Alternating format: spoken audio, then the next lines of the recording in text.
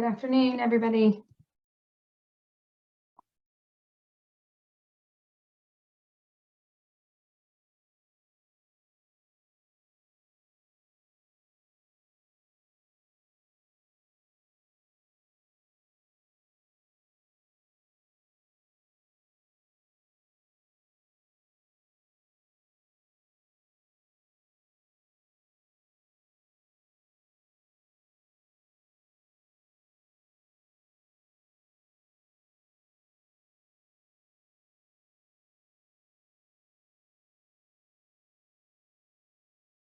Hi, Cody.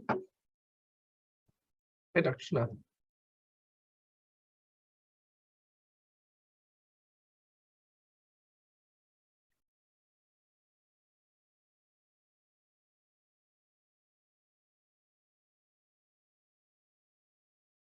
It looks like we have Orlando on. We'll give him a minute to get situated. Yeah, sorry, I initially logged into Zoom and my system preferences wouldn't allow me to share the screen, so I've been like scrambling to get things organized over here. It's okay. We'll forgive you. You're the favorite nocturnist. You can take it Yeah. you want, Orlando. All right, well, I've never done this, but hopefully it shouldn't be too difficult. So I'm gonna try to get my screen shared.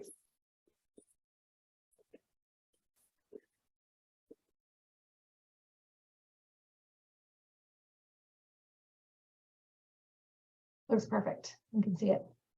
Okay, perfect. Do you think we should wait a couple of minutes, or do you think we're good to go? I think we're good to go. So you really don't need an introduction for our service, but for any of the new folks that are on here, we have Orlando Turner, who is a jack of all trades and does everything. He's one of our ID faculty. He works with us as a hospitalist, as a nocturnist. So we've invited him to do a talk on HIV. So I'll let you take it over, Orlando.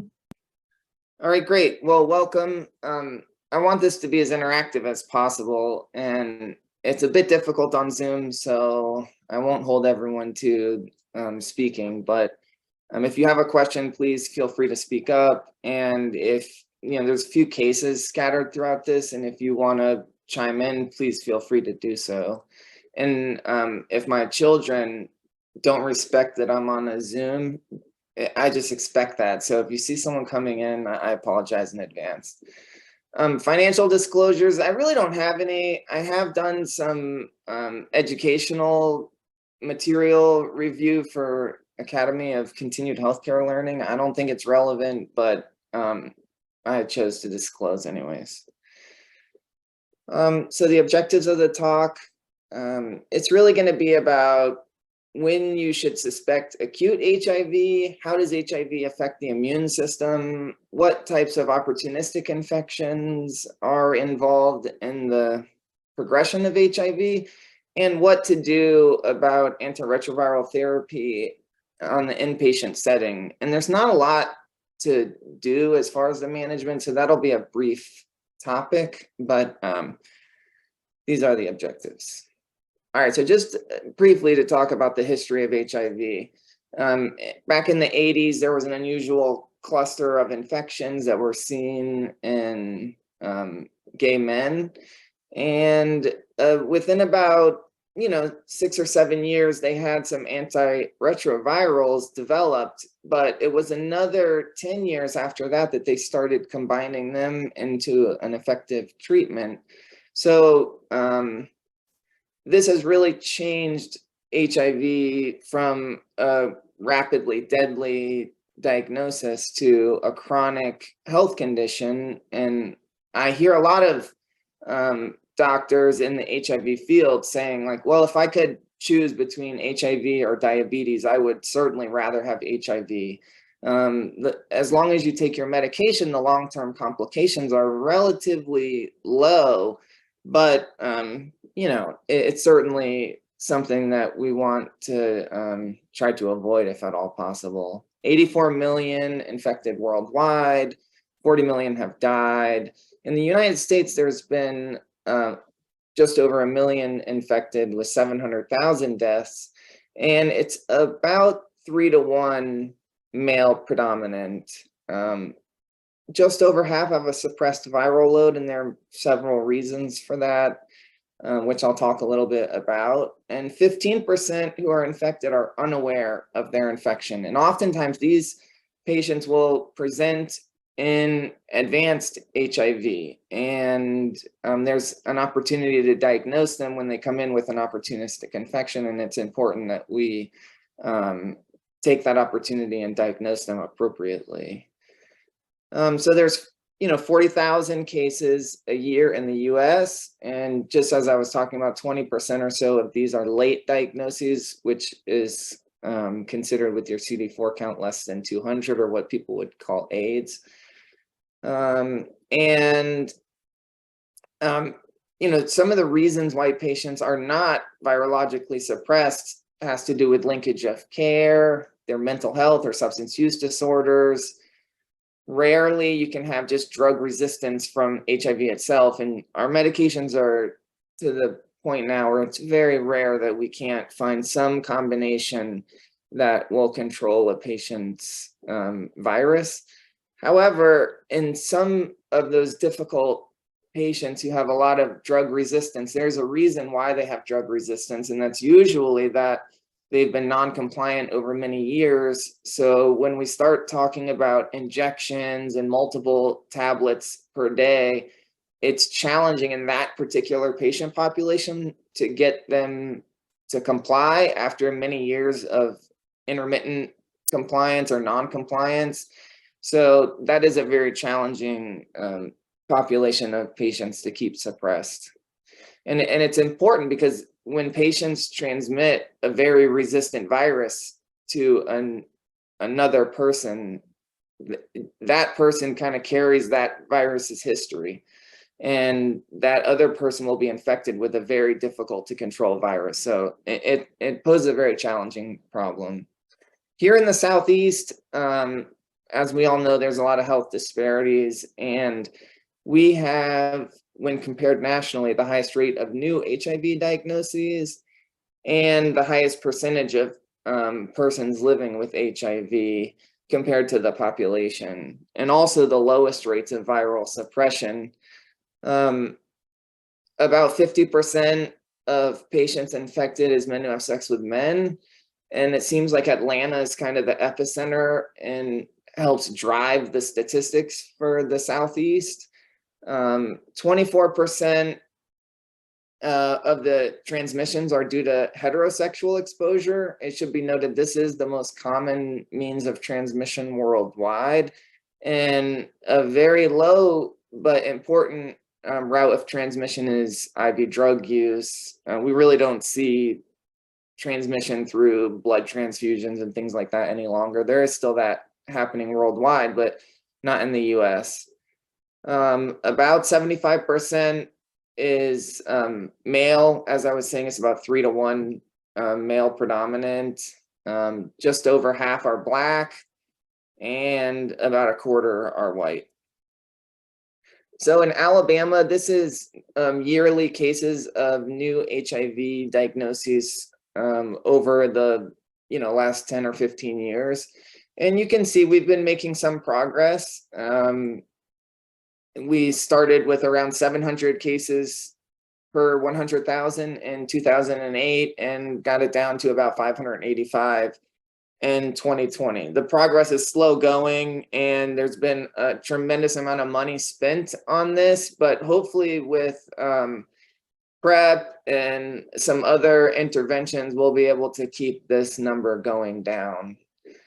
The majority of new cases are in this 13 to 34 age range. About 65% of new cases are in this younger group. So, these are patients that are typically in high-risk activities and are most likely to develop a new case. So as we go through this, I'm going to talk about a few cases and then kind of explain a little bit about each case. But I want you to think about an illness script. And this is something that we stress in, ID fellowship. And I'm sure a lot of people during medical residency have this kind of pounded in their head that each illness or disease process, you can think about having like a 3x5 note card with some salient points around the risk factors. And, for HIV in particular, we're talking about what's the CD4 count, what's the viral load. This will give a window into what types of infections, opportunistic infections we're concerned about, where they are in their disease process, et cetera. What epidemiologic exposures would be more prevalent in certain kinds of infection, travel, animal exposures, things like that. What are the clinical features of the illness? What's the tempo of onset? What's the expected response to therapy? What are the most common signs and symptoms? And then how do you manage the disease? What types of diagnostics would you perform? What are the different treatment options? Any alternative treatment options if someone is, for instance, allergic or has an adverse reaction? And then also, you think about like must not miss diagnoses when someone comes in with chest pain. Of course, you don't want to miss that they're having a heart attack.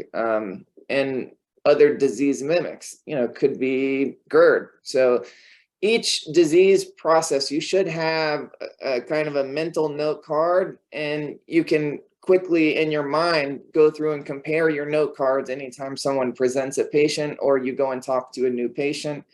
You can quickly build a differential diagnoses and kind of help drill down to the most likely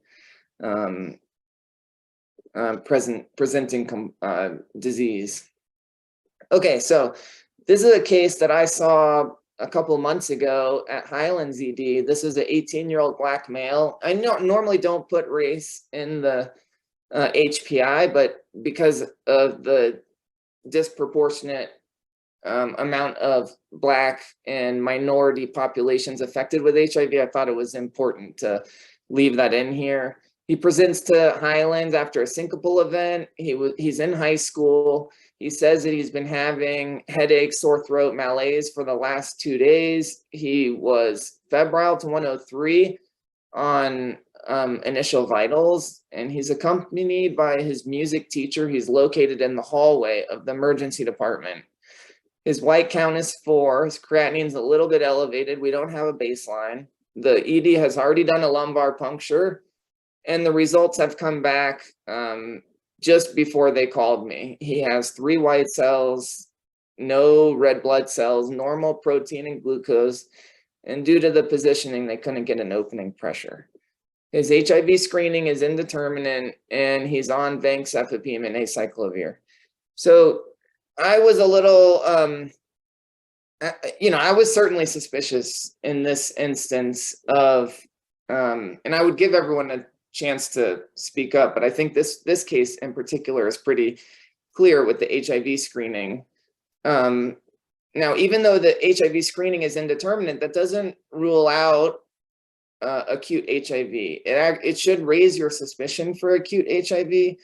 There's a reason why this HIV testing is indeterminate, but this case brings up an interesting social history dilemma. Not that it's hugely important in the emergency setting, but this patient came up to me about 8 weeks later in 1917 clinic when I was there seeing some other patients, and thanked me for not even though when I first came up to him and I asked, hey, is it okay if I speak to you about your healthcare in front of your music teacher? And he said yes, and I think a lot of people, when they have people in the room, just feel obligated to say, yes, my friend, my close loved one can be involved in my conversation, but they don't necessarily want you to start asking them about, what kind of sexual activities are you engaged in, and do you use drugs and things like it. So I think it's important to temper what you're asking patients until you ask them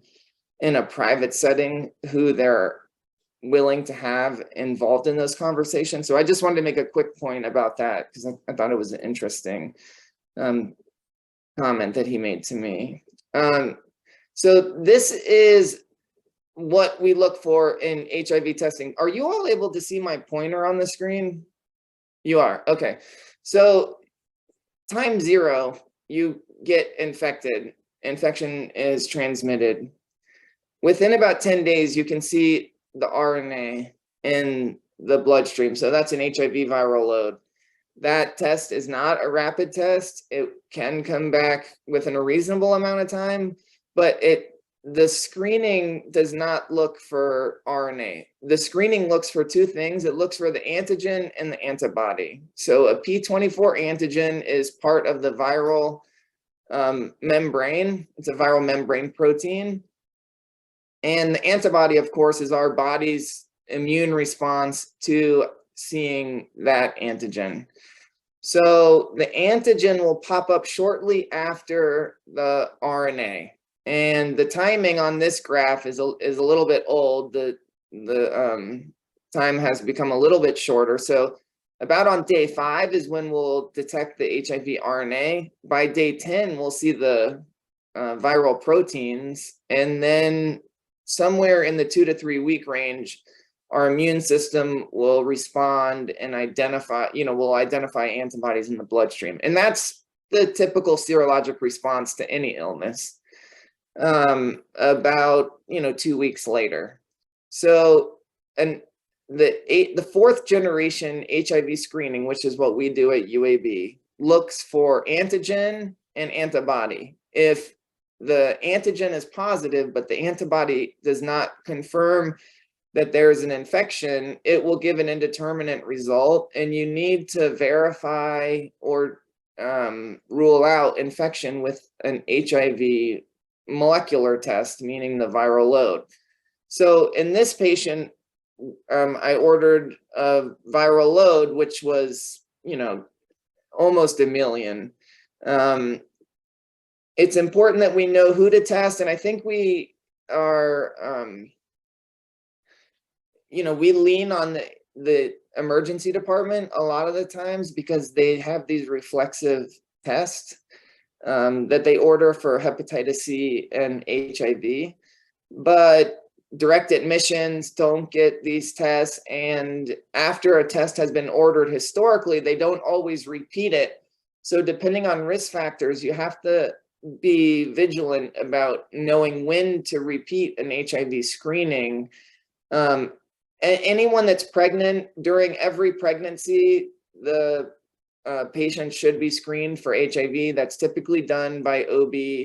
But for certain, if someone has new sexual partners during pregnancy out of concern for transmission to the baby, in the around the time of delivery, it's important that we know if someone has HIV or not. So I would always err on the side of retesting. And then certainly any adult, young adult, even adolescents should be tested at least once in their life. And if they're engaged in high risk sexual activity or drug use, they should be tested more frequently, every 6 to 12 months. There's really no great guidance on how frequent is more frequently, but I think 6 to 12 months, depending on risk factors, is reasonable for the highest risk group, maybe every couple of years for lower risk individuals. But my rule of thumb is if I'm not sure, I'll always just test. I don't have any issue with these HIV screening tests being ordered. They're relatively cheap. They turn around quickly, and I think it's only going to give helpful information. I do discuss HIV testing with patients. We don't have to necessarily get consent any longer, but I think it's reasonable to talk to patients about it. All right, so acute HIV, also called acute retroviral syndrome. The average onset of symptoms from the time of infection is about 3 weeks, though it can vary from, 1 week to over a month. And the majority will develop a mononucleosis-like syndrome. So just a typical viral syndrome. Unusual that patients who acquire the virus through IV drug use, or in the past they did studies when patients were receiving blood transfusions that were that contained the virus. There's less symptomatology associated with that for whatever reason. It might be the viral burden is lower and therefore it doesn't lead to immediate symptoms, or has something to do with immune response when it's just identified in the bloodstream. But those patients will oftentimes be asymptomatic. This is a busy slide, but I just want to briefly talk about the signs and symptoms. Fever is very common. Lymphadenopathy, there can be an exanthem, truncal exanthem in particular. A pharyngitis, an exudative pharyngitis is very common. Sometimes patients will have oral ulcers. The cell counts typically go down. This gentleman who presented to the ED, his white count was 4. That's very common. Even though he had a fever, you know, it sounds like a virus when someone has a lower white count and fever already, and HIV is no exception to that. And then the differential is, you know, any kind of viral illness, certainly, you know, COVID, flu, mononucleosis, etc. So, you know, 75% of patients overall will have fever. That's going to be your most common symptom identified. And then all these other things that we talked about. But essentially, just if someone presents to you with malaise and they just feel crummy, that's essentially a potential for having acute HIV. The duration of illness typically lasts around 10, 14 days. And during this time, the T cells are nearly completely depleted. And some patients will develop thrush. Rarely you can develop other opportunistic infections like cryptomeningitis or PJP pneumonia. But thrush is one of the most commonly encountered opportunistic infections in the acute HIV setting. Other than the leukopenia that we just talked about, transaminitis is common, and patients need to be counseled that, you know, they have an extremely high viral load because their immune system is just kind of recognizing the virus at this time, and it's uncontrolled completely, and that they're extremely infectious. The risk that a patient can transmit HIV to someone else during sexual encounters is directly proportional to their viral load. Below a viral load of maybe a couple hundred, they're 400, say, they're essentially, there are no transmission risks. Once you start getting over the 2,000, the risk is present, but it's very low. Once you get up into the hundreds of thousands, millions, the risk can be much higher. And the early initiation of antiretroviral therapy can help reduce a viral reservoir. In this slide, I'm not going to go over everything, but just to say that in neonates, they have done a lot of studies of you know, babies that were born to mothers who had HIV. And even when they just had concern, you know, for instance, if a woman presents in delivery with an unknown status and then is found to have HIV, they will sometimes just start the baby on antiretroviral therapy while kind of awaiting testing and things. If the baby contracts HIV, but is given antiretroviral therapy for, say, 18 months and then stopped, sometimes they will have a remission period that lasts quite some time. I mean, up to years in some instances. There's a Mississippi case where I think it was about 8 years. So if the exposure is very minimal and the person is on antiretroviral therapy, it helps prevent the virus spreading inside the body and going through the gut-associated lymph tissues and all the lymph nodes, and the reservoir, meaning how many cells have HIV nuclear material incorporated into the cell's somatic DNA, is quite low.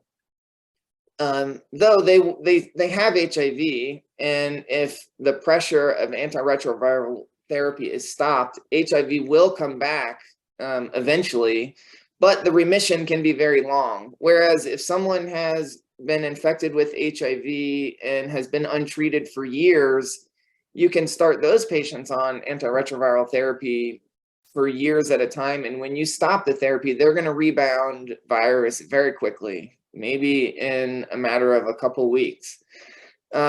So it's important that, we initially thought, well, we'll wait until the CD4 count drops below 350 before we start antiretroviral therapy. The therapy has toxicity associated with it, and reducing exposure to long-term drug therapy is probably favorable to treating an asymptomatic illness when the CD4 count is high.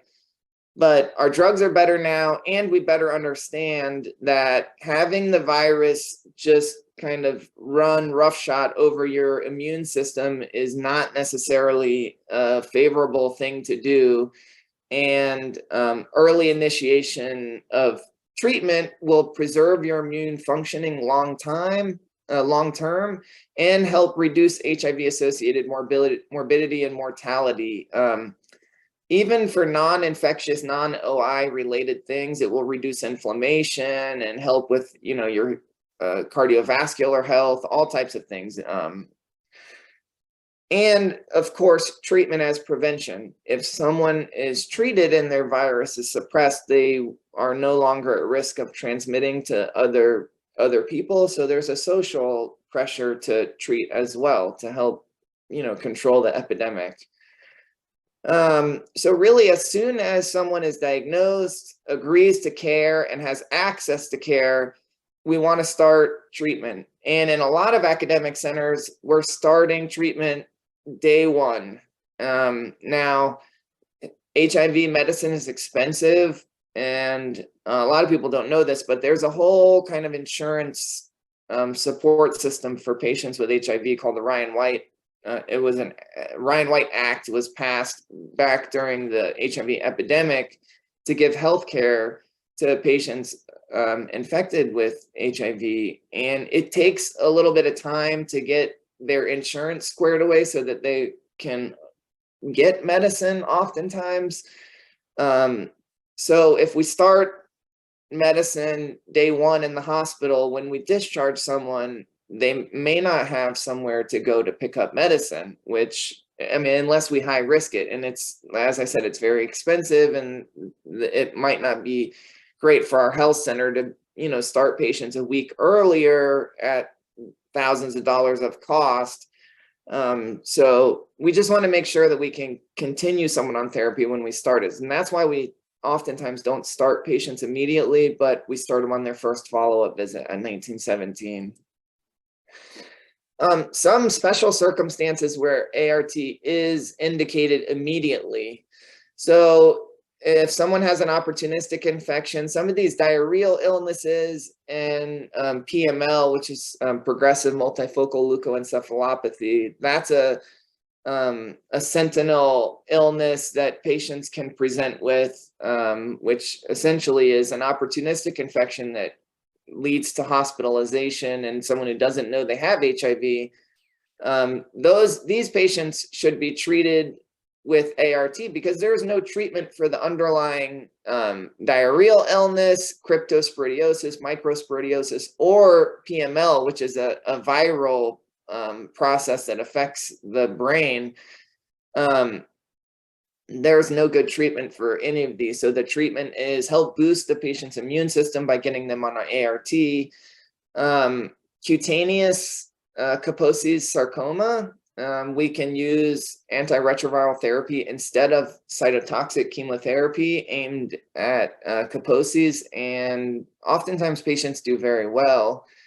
When patients present with non-meningeal TB, so pulmonary TB, extrapulmonary TB that doesn't affect the central nervous system, there's a proven mortality benefit if patients are started on antiretroviral therapy within 2 weeks. So we want to start them pretty quickly as well. And then finally, patients who have a malignancy that needs to be treated immediately, but is not necessarily related to HIV. So if someone has lymphoma or, rectal cancer or something like that, and they need to be started on chemotherapy, starting them on antiretroviral therapy will improve their outcome. Your immune system is very important in controlling cancer. And as I'll talk about in a bit, patients with HIV have more incidence of cancers that are later stage of diagnoses. So helping someone's immune system get better is good from a cancer perspective. There's really only one instance when we don't want to start a antiretroviral therapy right away, and that's in the setting of an opportunistic infection that involves the CNS. If you start someone on ART acutely during cryptococcal meningitis treatment, it can worsen the cryptococcal meningitis inflammation and potentially lead to death. Same with TB meningitis. So that's an instance where we really don't want to start ART. We usually wait a month or so before starting. And then rarely iris can get so badly that we need to hold ART. Okay. I'm almost done talking about this kind of history and stuff. Then we'll get into some cases. Chronic HIV causes a lot of inflammation, immune destruction, can lead to encephalopathy, dementia, neuropathy. And the pro-inflammatory cytokine melee is responsible for a lot of the atherosclerotic complications. Cancer, which I just mentioned, there are some cancers that patients have a much higher rate of when they are infected with HIV.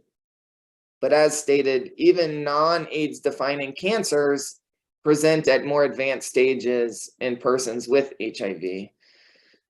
So just briefly here, you see non-Hodgkin lymphoma. These are the standardized incidence ratio. So it's observed to expected cancers. So observed in HIV versus the expected rate in the general population. So for non-Hodgkin's lymphoma, 25 to 350 times more common in HIV population. Kaposi sarcoma, 3,500 times more common in the HIV population. Invasive cervical cancer, this is a wide range from 1 to 22. The reason is that invasive cervical cancer is much more common in the HIV population, whereas just regular cervical cancer is probably about equal in HIV in the general population. So it's an invasive disease that skews these numbers to the right. And then lastly, anal cancer. And I was just talking with one of the APPs a night or two ago about, just this, an HIV patient with rectal cancer. You'll start seeing these correlations more and more if you're aware of them. So it wouldn't surprise me if you see someone with HIV with one of these diagnoses in the next few weeks or months. All right, so this is another case. So we have a 45-year-old, and I'm going to give someone an opportunity to speak up if they're brave. 45 years old, HIV, CD4 count is 250. The viral load is target not detectable, so they're suppressed. They're coming in with fever, cough, shortness of breath. They look toxic. They've been sick for just a couple of days, and they have focal findings on auscultation in the right base. This is their chest X-ray. There's, you can see an infiltrate here in the right base. Does anyone want to venture? There's no tricks involved in this. Does anyone want to venture a guess at what's going on? PJP pneumonia. Okay, that's a good guess. Any other guesses? Regular pneumonia. Okay, good. That's a good guess as well. So this is a case of bacterial pneumonia. Could it be PJP? Certainly, PJP can present in any type of radiographic appearance, which I'll talk about here in a little bit. But I do want everyone to realize that the most common type of pneumonia in patients with HIV is just regular bacterial pneumonia. It's cool that we can find something interesting, like an opportunistic infection, but this patient is less likely to have an opportunistic infection for a couple of reasons. Number one, CD4 count is 250. So they're not really at significant risk for PJP at that CD4 level. You can certainly develop PJP with a CD4 of 250, but it's less likely. And then when your viral load is suppressed, it's very unlikely to develop PJP at any CD4 level. But certainly if your CD4 count is above 100 and your viral load is suppressed, PJP is almost never going to be identified. So bacterial pneumonia happens about 10 times more commonly in persons with HIV than the general population. So they will be affected with this more frequently. Recurrent episodes of pneumonia, even though HIV affects predominantly T cells, it can also affect humoral immunity, which is involved in controlling encapsulated bacteria. The tempo of illness is acute, same as it would be for those without HIV, shortness of breath, cough, pleurisy. The radiographic findings, a typical lobar or focal infiltrate, and the differential diagnoses, TB, regular pneumonia, and maybe a post-obstructive pneumonia or lung cancer. A similar differential to someone who does not have HIV and with this CD4 count. So opportunistic infections, which are typically low virulence organisms, which would not typically take hold or become pathogenic in a normal host, become overwhelming when the immune system is impaired. And most of the times it's due to reactivation, which indicates there's just a latent infection that was previously controlled by your immune system, but your immune system becomes so weak that these organisms that have remained dormant kind of wake up. Tuberculosis, PJP, toxo, CMV, and maybe MAC. These are all reactivation of latent disease. Cryptococcal meningitis may be reactivation, but there's probably some mix of acute illness and reactivation. So reactivation is very common. Why do we still see opportunistic infections in the ART era? As I mentioned, some patients are not diagnosed until they present with an opportunistic infection. And there's always going to be issues with patient compliance and keeping people in care. So we're going to continue to see opportunistic infections, and it's important that we all have an illness script that represents each of the most common opportunistic infections. And just a quick comment about CD4 count. An absolute CD4 count is equivalent to a CD4 percentage of 14%. This absolute CD4 count will vary in acute illness, similar to how a TSH can vary in acute illness. It's less reliable. It doesn't mean it's not reliable at all, but it's less reliable.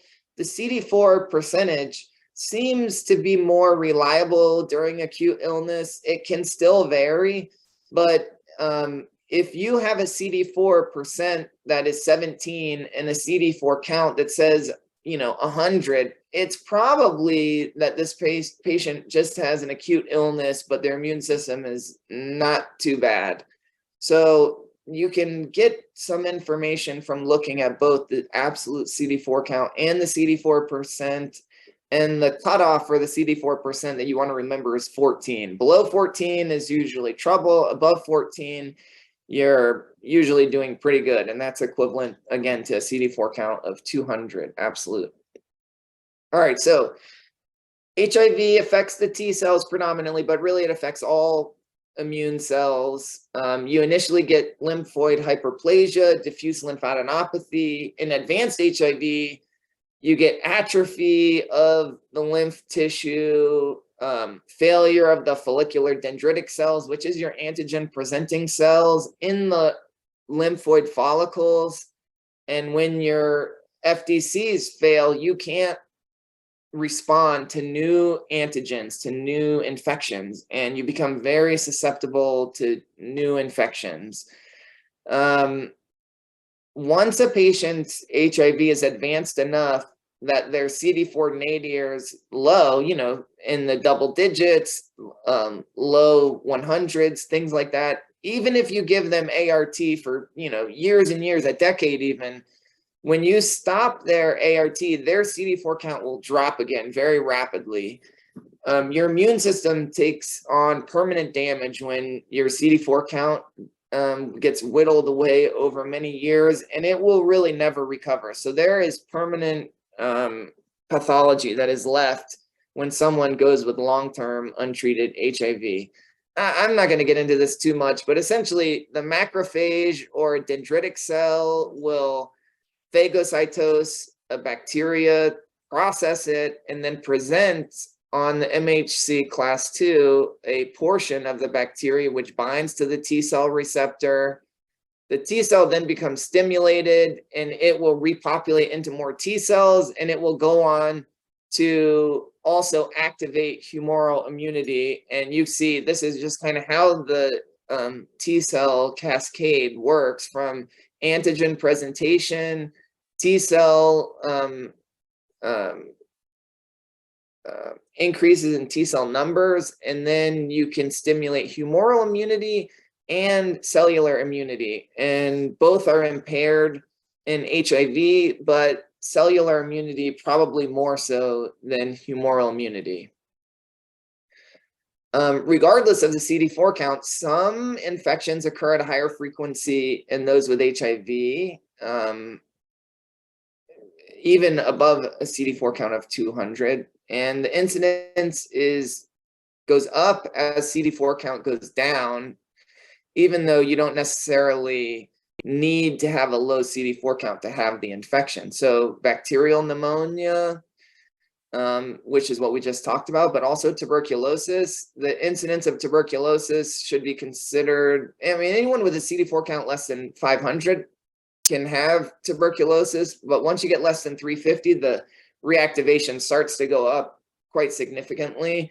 And then dermatomal zoster, which we won't really see in the hospital too much. You might see it as a response to iris. That's one of the common iris reactions. But anyways, those are the three things that can happen regardless of CD4 count. Okay, so this is as your CD4 count, which is displayed on the left side, goes down, these are the different kinds of infections that can happen. And you should have some brief understanding of at which level which infections occur. So as I mentioned, tuberculosis can occur, really starting at a CD4 count around 350, you'll start seeing the numbers pick up quite dramatically. Pneumonias, bacterial skin infections, thrush anywhere around 250, 200. PJP is around 200. And most of these, the risk is going to go way up if your virus is uncontrolled. If you have a high viral load, that indicates that your immune system is much more deranged than if your CD4 count is low but your viral load is suppressed.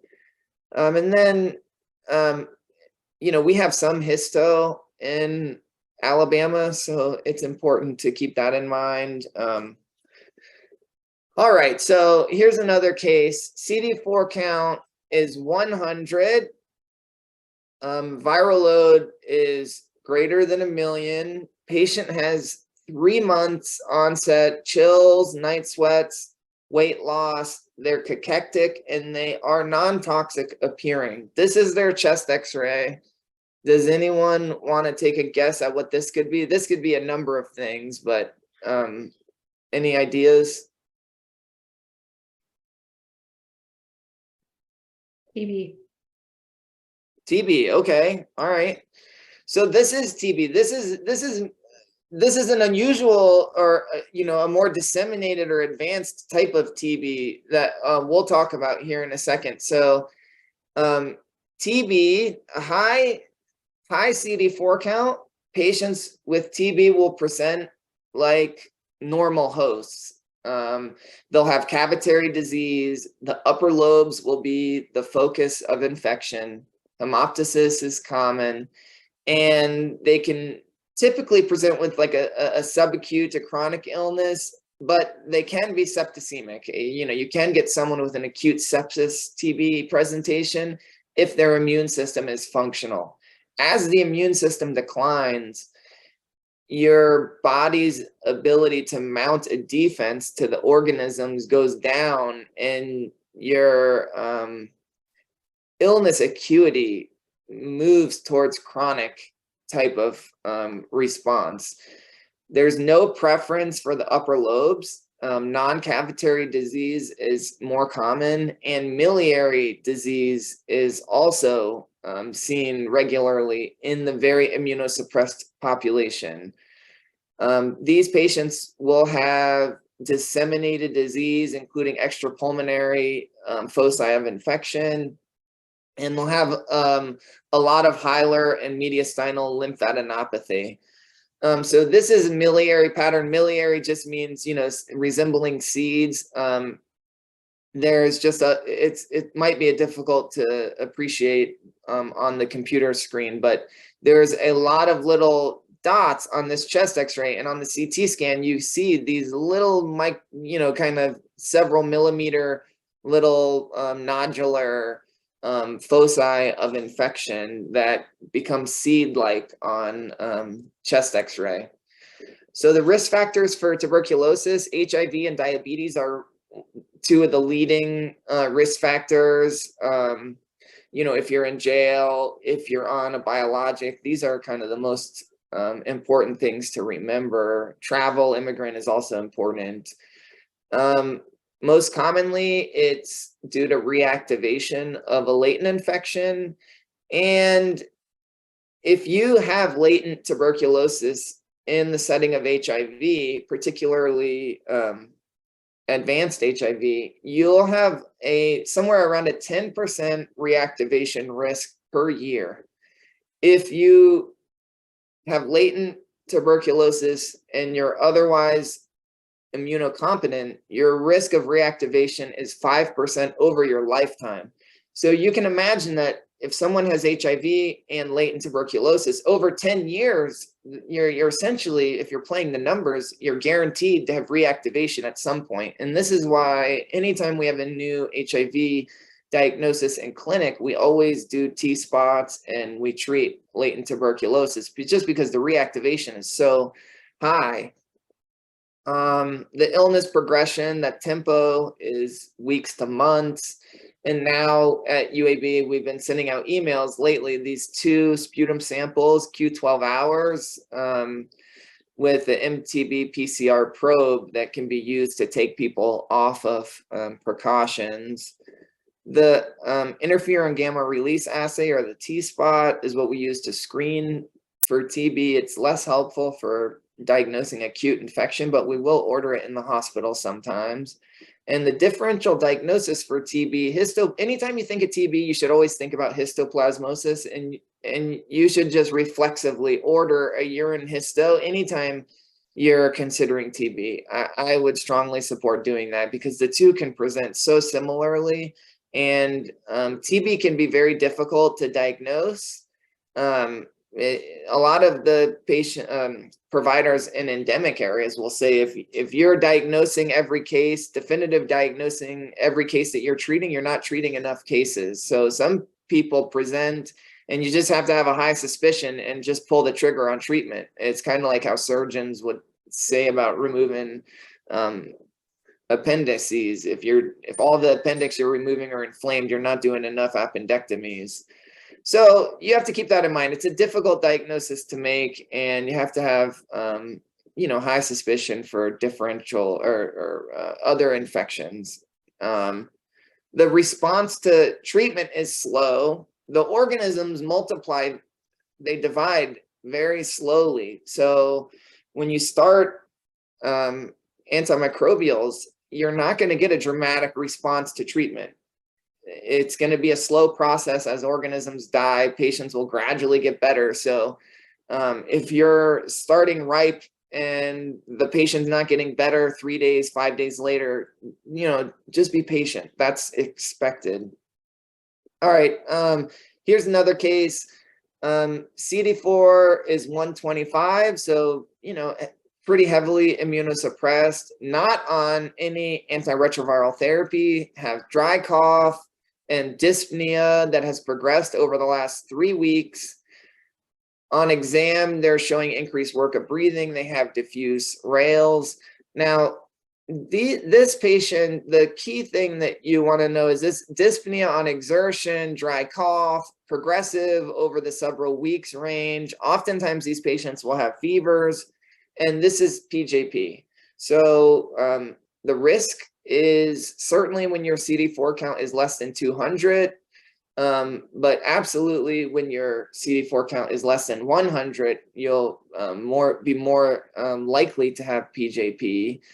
Other patients that get PJP, it's of course not just in the HIV population. Anyone with the hematologic malignancies, solid organ transplant, prednisone greater than 20 milligrams for greater than 4 weeks. And then some other rheumatologic conditions can also have PJP. There are some other chemotherapies and stuff that increase your risk of PJP as well, which I'm not going to get into. Presentation, as I mentioned, fevers, dry cough, shortness of breath. Patients will oftentimes complain of chest tightness. For whatever reason, they say they just can't get a full breath. The tempo, weeks to months. And in the non-HIV patient population, so the transplant, immunocompromised, non-HIV, the illness is much more acute. Over a day or two, it's a much more dramatic onset. And now that we are probably going to be kind of incorporating more of the oncology service in the next few years, these are things that you should be aware of, is the presentation. So PJP has 2 different presenting kind of illness scripts in HIV versus the non-HIV population, and you should be aware of those 2 different kind of disease tempos. Radiographically, it can almost present like anything. Most commonly, it will have diffuse reticular opacities, but 10% of patients will have a normal chest x-ray. If you get a CT scan, you will almost certainly see some ground glass opacities, but on chest x-ray can be normal, doesn't rule out PJP. You can develop pneumatoceles or cysts and pneumothoraces with PJP. Unusual to develop lobar or segmental infiltrates or pleural effusions, but it is possible, just very rare. Most of these patients will have mild hyponatremia, like, high 120s, low 130s. The LDH will typically be between like 3 and 500. An LDH higher than 500 should make you think about other things, cancer, histo, maybe some other fungal things. Whereas PJP typically has an LDH in that like 250 to 500 range. I think about it like, alcohol-induced liver disease. You expect the transaminases to be somewhere in the couple hundred. If it's in the thousands, you have to start thinking about, something different. But so same thing with the LDH. You want this kind of in the Goldilocks high zone, not too high, but just a little bit high. The positive beta-D-glucan is common. This is a component of the fungal cell wall, but the definitive diagnosis is through PJP PCR on induced sputum or a BAL specimen. Oftentimes, we are forced to do induced sputums on these patients, and a patient can just give us saliva and not really hack something up. All of these induced sputums should be obtained using hypertonic saline neb through respiratory therapy.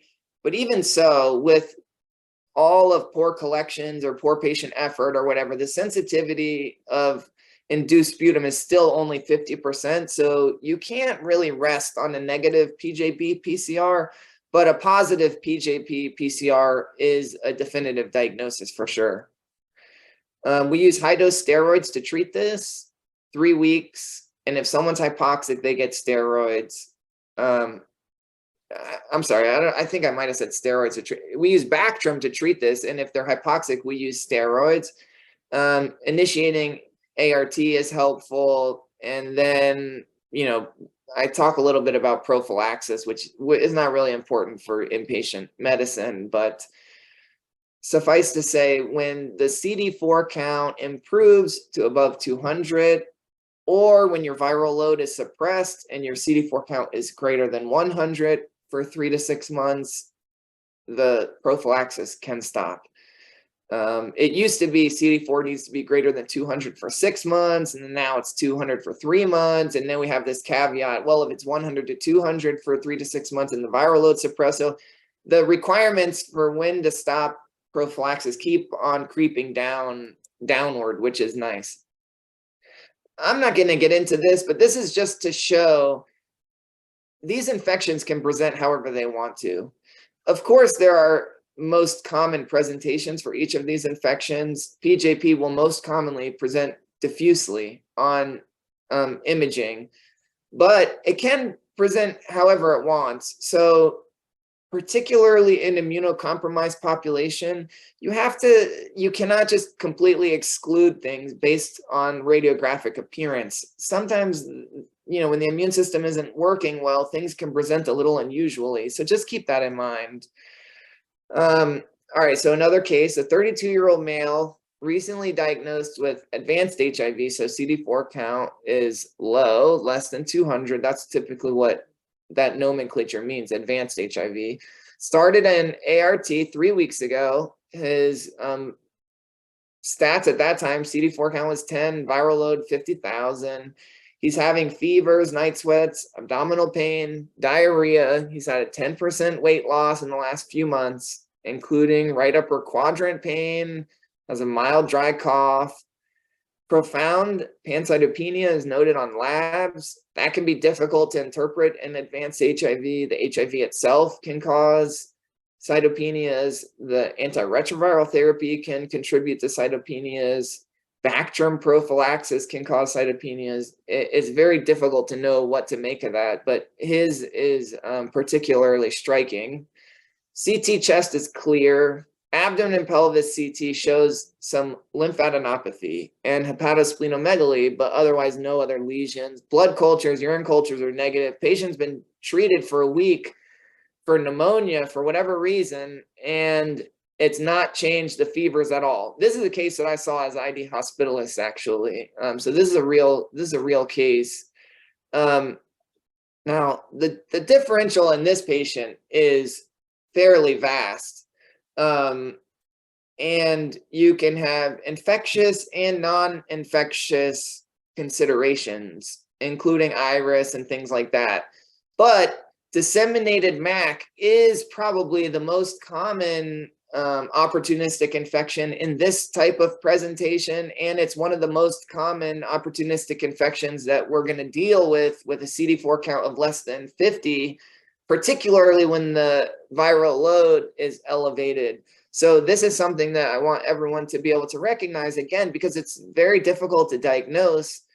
But when your immune system is profoundly compromised, you're typically going to have disseminated disease with multi-organ involvement. It can affect the lungs. It can, and oftentimes patients are going to have a dry cough, even though their chest x-ray or CT scan may not show infiltrates. There can still be some cough reflexes that are triggered from lymphadenopathy in the hilum, etc. It can affect the GI tract, mesenteric lymphadenopathy. It oftentimes causes diarrhea, hepatosplenomegaly. The MAC organisms infiltrate the bone marrow and cause significant bone marrow suppression. So this patient, we pushed for a bone marrow biopsy, and they had mycobacteria everywhere on their bone marrow. We had actually started the patient on empiric MAC therapy before the bone marrow was done because the suspicion was so high, and thankfully the bone marrow confirmed the diagnosis.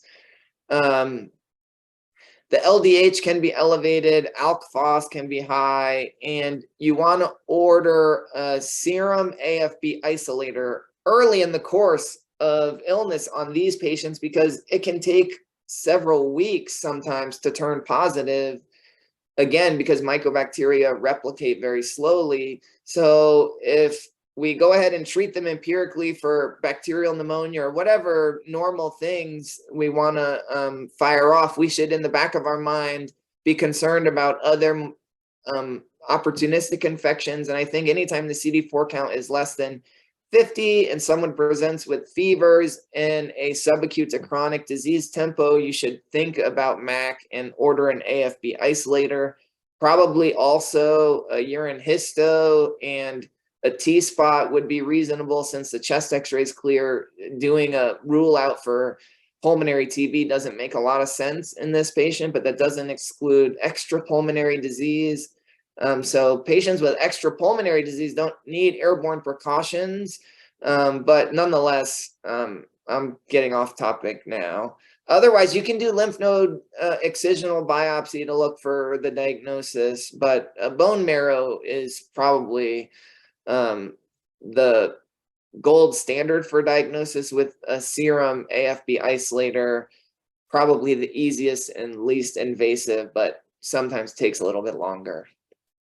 I think, well, I know we're a little bit over time. Oh, I'm sorry. All right. Well, we're basically done. You guys can look at this last case. It's just toxoplasmosis, ring enhancing lesions. We're good. All right. I'm so sorry. I didn't mean to talk for so long. No, this is great. We'll share all the slides. We'll get this uploaded. My favorite takeaway is the Goldilocks LVH. That's the Okay. All right. Well, thanks everyone. I hope you enjoyed it. all.